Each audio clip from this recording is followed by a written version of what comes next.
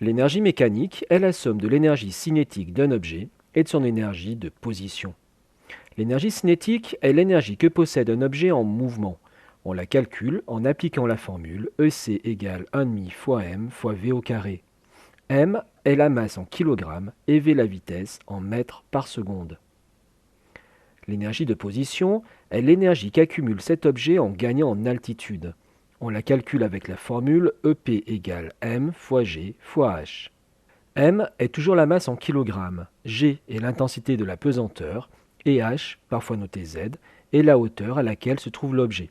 C'est donc son altitude.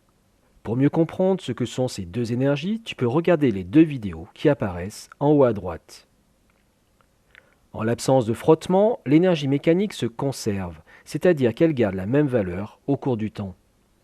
Pour comprendre cela, prenons l'exemple d'un objet que l'on lance en l'air. On va imaginer pour simplifier qu'il part du sol. Il a alors une certaine vitesse, donc une certaine quantité d'énergie cinétique. Son énergie de position est nulle, puisque h vaut 0. Quand l'objet monte, il ralentit petit à petit, puisque la Terre l'attire vers le sol. Son énergie cinétique diminue donc. Par contre, son énergie de position augmente, puisque la hauteur augmente. Il faut en fait comprendre que le réservoir d'énergie cinétique que possédait l'objet se vide, et cette énergie est transférée au réservoir d'énergie de position au fur et à mesure que l'objet monte.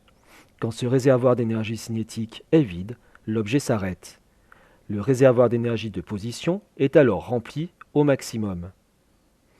L'objet, attiré vers le sol, redescend alors. Le réservoir d'énergie de position diminue, puisque h diminue. Celui d'énergie cinétique se remplit de plus en plus. La vitesse augmente. Au niveau de l'impact au sol, l'énergie cinétique est maximale et celle de position est nulle. On voit donc que tout au long de ce mouvement, l'énergie mécanique reste constante. On a juste un transfert entre les deux énergies qui font partie de cette énergie mécanique. Pour finir de bien comprendre, même si cette partie-là est hors sujet, que se passe-t-il au moment de l'impact ? L'énergie cinétique devient nulle, puisque l'objet s'arrête, et celle de position l'est aussi. Cette énergie ne peut pas disparaître, elle est en fait transférée à la structure de l'objet, s'il se casse ou est déformé, ou au sol. On observera par exemple un petit cratère dans du sable. Dans le cas où il y a des frottements, l'énergie mécanique ne se conserve pas. Si on prend l'exemple des wagons dans une attraction, ceux-ci frottent sur les rails et sont ralentis par l'air. C'est pour cela que l'on amène les wagons au point le plus haut dès le départ. C'est comme si le réservoir d'énergie cinétique était percé.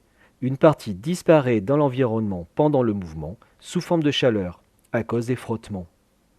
Quand le wagon remonte, le réservoir d'énergie de position est donc moins rempli qu'au départ. Comme la masse et l'intensité de pesanteur n'ont pas changé dans la formule, c'est donc h qui sera moins grand. Concrètement, cela signifie simplement qu'après chaque descente, le wagon monte un peu moins haut.